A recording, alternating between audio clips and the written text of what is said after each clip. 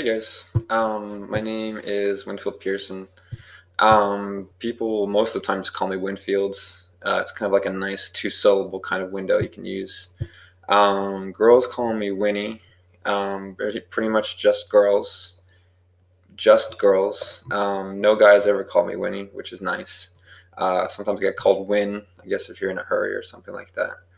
I'm named after a Mexican American war general. Um, Not on the Mexican side. So I don't like to bring that up to any Mexican person. Pretty much, it doesn't. There's not really a great way to transition that into like, hey, let's be friends. Let's see. I am a tech com major. Um, I like writing a lot, and I didn't want to be a teacher. No offense, but I don't want to be one. I'd rather be a writer, like a technical writer or like a proposal writer or something like that. Maybe an editor as well. We'll see what happens after graduation, or hopefully before. Let's see. I'm pursuing like two minors, a couple certificates. We won't bring that up, but a couple minors. One in lit because you had to take like I have to take like two more classes in lit, and I like literature a lot, so I got to take like Shakespeare. I got some English lit in there, and then also like a sci-fi lit class. So any class in which Keanu Reeves' Independence Day can be brought up, what do they call that, organically, is wonderful and definitely a class that you should take. I highly recommend it. Um, I'm also doing a minor in Spanish. I've always wanted to learn Spanish because my best friend is half Costa Rican, and I was sort of like exposed to that when I was really little, like 5, 6 years old, hearing it around. So I always wanted to learn it sort of formally, or really that was the only way that was going to come about. My best friend doesn't really speak Spanish very much, though he understands it very well. So it's always amusing as I guess I get better at Spanish, so I end up as the translator person because I'm like 6'3", so almost like a full foot taller than he is. So it's very absurd, this kind of gigantic Caucasian person doing that. So people are usually very surprised, just in any case, because I end up like performing magic right before their eyes, like David Blaine or something. Um, so that's kind of my relationship with speaking just a little bit of Spanish, and just given my appearance. I've gone to Costa Rica a couple times to like visit his family and hang out. So it's always really rewarding also to kind of talk with them a little bit more and ask them questions instead of relying on a translator to ask the questions for me, because it's not really, because people don't really say exactly what you want to say. At least in my case, I'm pretty particular about how I want to describe myself. So translations don't really work for me very well. Um, but then you can really get to know people a lot more closely and a little bit more. In my case, every time as I get better. So I've had a couple really great experiences with that.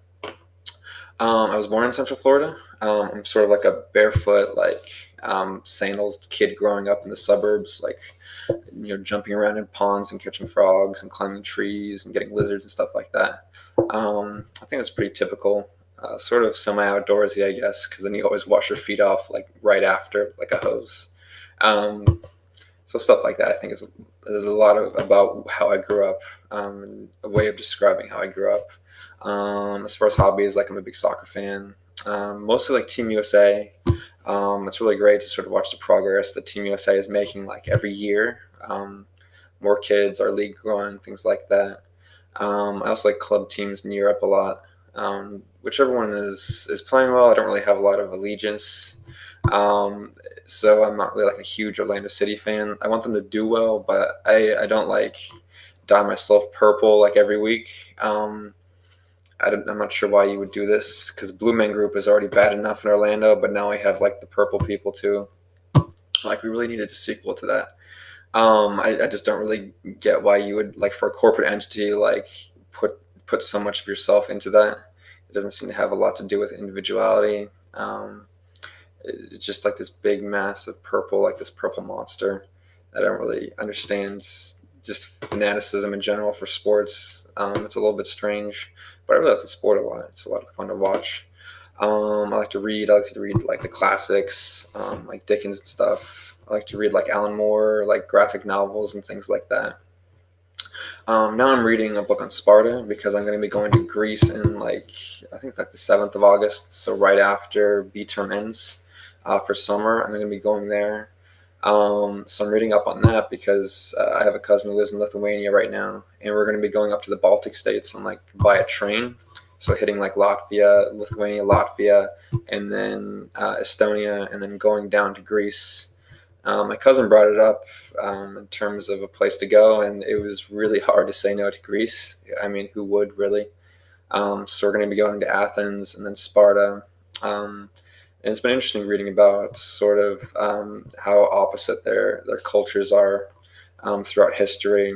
The dichotomy there in Greece with two of the major civilizations, city states, regions, whatever you want to call it, kingdoms in Greece during that period. Like I guess you call it the classical period, where it was really interesting. So it's been great going into history in that way, especially since I'm going to be going there really soon.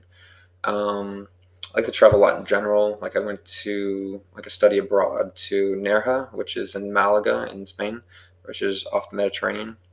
It was really great to learn Spanish there in a really informalized setting, like on a patio table instead of a classroom in like the sun. It's great. Really beautiful place. Great air, no humidity, no sunburn somehow, even though it's the Costa del Sol, so it's like it's all sun all the time. So I'm not sure how I never got a sunburn there. In that trip, I also went to Morocco, which is like 2 or 3 hour boat ride like across the Mediterranean. Um, so that was my first experience going to both Africa and Europe in kind of one trip. So that was really awesome. I've also been to, as far as traveling goes, Guatemala. My mom is a nurse, so she did a bunch of surgeries that she scrubbed in on, and she even let me scrub in on a couple. I did like a hysterectomy, like assisting the surgeon.